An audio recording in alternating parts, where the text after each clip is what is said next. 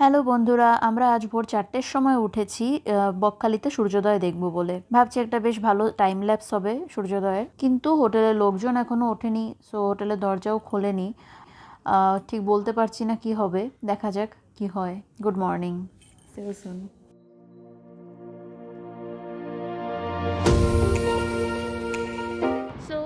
তো আমরা এসে গেছি আর সময়ও প্রায় হয়ে এসছে। এখন বাজে 5টা 21 আর সময় হিসাবে আর মাত্র 1 মিনিটেই সূর্যোদয় হওয়া উচিত। একবার চারপাশটা দেখুন কি সুন্দর।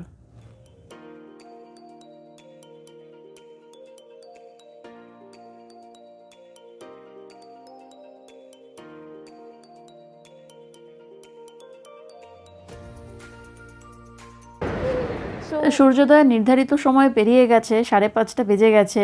আকাশটাও বেশ পরিষ্কার, কিন্তু এখনও সূর্যের কোনো দেখা নেই। বুঝতে পারছি না কেন এখনও সূর্য ওঠেনি। সূর্যদেব শুনতে পেলে একটু দেখা দিন, যাতে আমরা একটা ভালো শট নিতে পারি।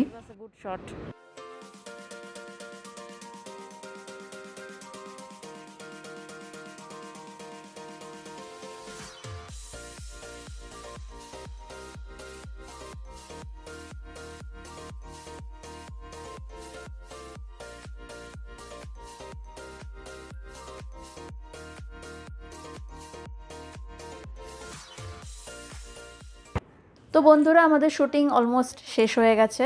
সূর্য এখন পুরো উঠে গেছে। এখন সময় 6টা 15। তো আমাদের প্ল্যান হচ্ছে এখন কাছাকাছি একটা বনবেবী টেম্পল আছে, সেখানে যাওয়া। আর আমাদের সামনের ওই রাস্তাটা ধরে 1 কিলোমিটার মতো হেঁটে যেতে হবে, কিলোমিটার অরসো।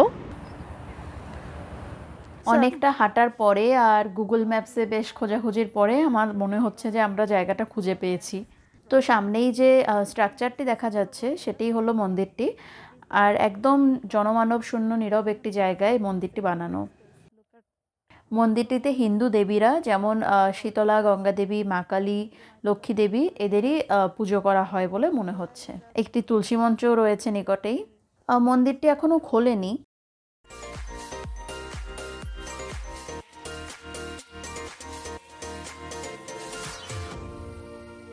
দেখে যা মনে হচ্ছে গাছটিকেও পুজো করা হয়। শিবসন।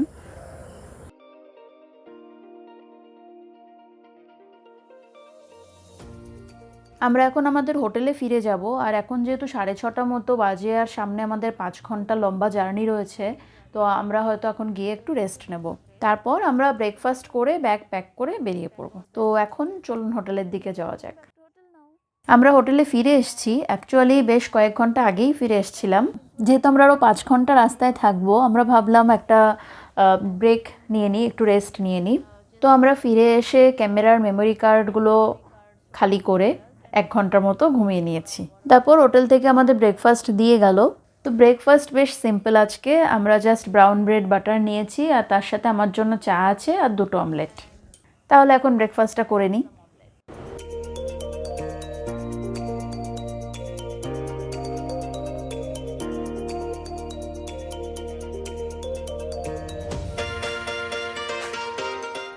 তো আমরা হোটেল থেকে চেক আউট করে গেছি আর আমরা এখন বাড়ির দিকে যাচ্ছি।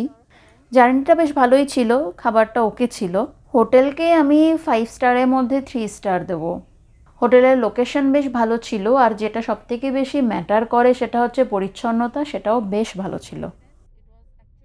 তো আমি এখনও বকখালিতে আমার ভার্ডিক্ট দেবো না, কারণ আমি এখনও হেনরিজ আইল্যান্ড আর মৌসুনিটা দেখিনি। তো একবার আমি ওই জায়গাগুলো দেখে নিই, তারপর বকখালির ওপর আমি আমার ভার্ডিক্ট দেবো। আমি এটা বলতে পারি যে স্থানীয় লোকজন খুবই ভালো। এরকম পাবলিক প্লেসে আমি প্রথমবার ভ্লগ করলাম, অভিজ্ঞতাটা ভালোই ছিল। আর আমি এটাও আবিষ্কার করলাম যে আমার ভ্লগিং করতে খুব ভালো লাগে। অবশ্যই আবার হেনরিজ আইল্যান্ডের জন্য ফিরে আসবো, কারণ এবারে এটা মিসিং ছিল আর কোনো জায়গা মিস করা তো আমার দ্বারা সম্ভব নয়। আর মৌসুনিটাও বাকি রয়ে গেছে, সেটিকেও দেখতে হবে। ঠিক আছে, তাহলে বন্ধুরা আজকের মতো এখানেই শেষ করছি। আপনারা স্বপ্ন দেখতে ভুলবেন না। অবশ্যই আপনাদের সাথে দেখা হচ্ছে আমার পরবর্তী ভিডিওতে। প্লিজ লাইক, শেয়ার, সাবস্ক্রাইব করুন। ততদিন অবধি ভালো থাকবেন। বাই।